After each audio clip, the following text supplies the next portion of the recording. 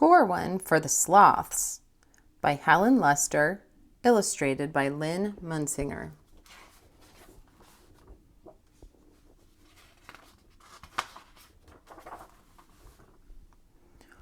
Howdy hum.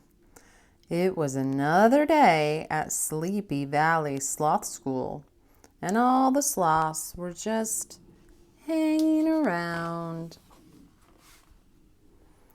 Once in a while, the teacher would remember his job and wake up with a lesson. "All right now," he would drawl. "Everybody on." Or, "Keep those snores coming." Or, "All together, students, let's roll over." Most of the time, though, the class just slept. It was a sloth thing. They were content in their slothfulness. Occasionally, the principal would drop in and say with a chortle, "I don't mean to wake you, but I've never in my life seen such a lazy bunch of louts. Keep up the good whatever." And the sloths would smile in their slumber. The only movement of the day came at lunch hour. Actually, it was lunch 3 hours, when the sloths would amble around the slothateria, taking a berry at a time, slowly chewing each one ever so carefully. After all that exertion, it was nap time again. Then the students were off to study hall. And then it was time for recess.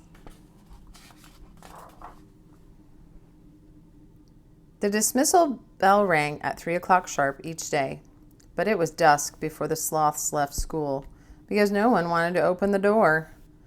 "Do I have to?" moaned one. "I did it last time," yawned another. "My leg hurts," mumbled a third. So everyone was happy to go back to sleep until 6 o'clock, when the custodian swept them out and they all rolled home. One day, a new sloth came to school. She had just moved into the area, and her name was Sparky. Sparky was perky. She was full of life and energy, and vim and vigor and vitality. She was a mover and a shaker, and a go-getter, and by mid-morning, she was driving the other sloths crazy. "Let's read a story. Hey, we could use a little music. Want to build a castle? Anyone for math? How about some poetry?"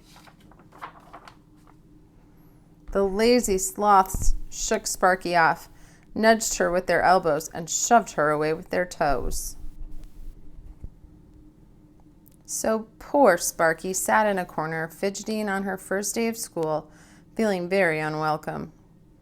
"What a bunch of bores," she sighed to herself.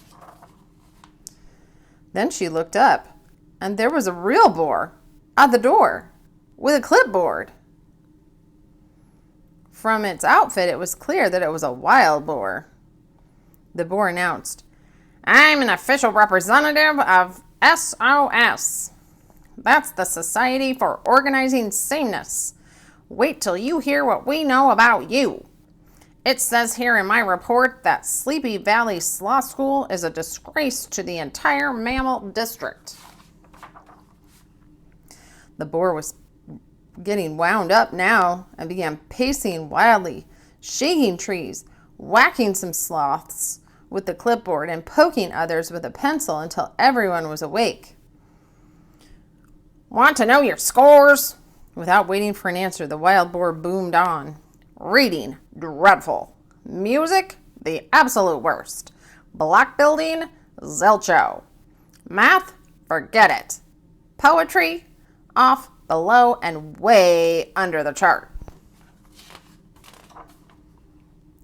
Thus, I am here from SOS to close this school. The sloths gasped. Their school, their happy, peaceful, slothful school. They had to do something, but they weren't doers. They had never done anything. Only one sloth could help them now.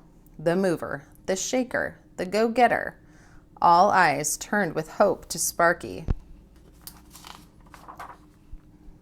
Sparky addressed the wild boar. You mentioned reading? Reading, of course! She passed out the books, and the sloths, being unsure of what books were, sandwiches, began munching. Reading, whispered Sparky, not eating. She laid a book over each sloth.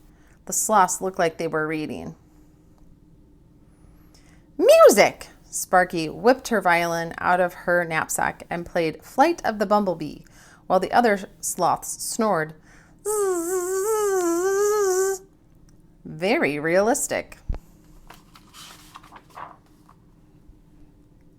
Block building! The sloths were well past their nap time, but they threw themselves into the task. Occasionally, a sloth in need of a quick snooze would get sandwiched, but that made the tower all the higher.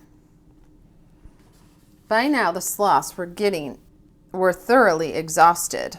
Sparky pressed on. Math! What's 2 plus 2? The answer came in a groan. 4. Get it. Luckily, the wild boar heard only the 4 and not the get it, so he didn't get it. And the last subject you mentioned, said Sparky, was poetry. Off below and way under the chart? If you please, we will recite The Way of the Sloth. Of course, all sloths everywhere had been brought up with this poem. They'd known it since they were babies. They could recite it in their sleep, so they did. The Way of the Sloth. The way of the sloth is gentle and kind. It hangs from the trees with nothing in mind. It doesn't make faces or throw fits or holler. It never gets heated under the collar. It's surely no bother, that's easy to see. It just hangs around, contented to be. That, stated the wild boar, was impressive. Most impressive. Some nitwit must have confused your school with another Sleepy Valley sloth school as a credit to the entire mammal district. Off stalked the wild boar with the clipboard. And everyone, especially Sparky, settled in for a peaceful, well-deserved, and very long nap. The end.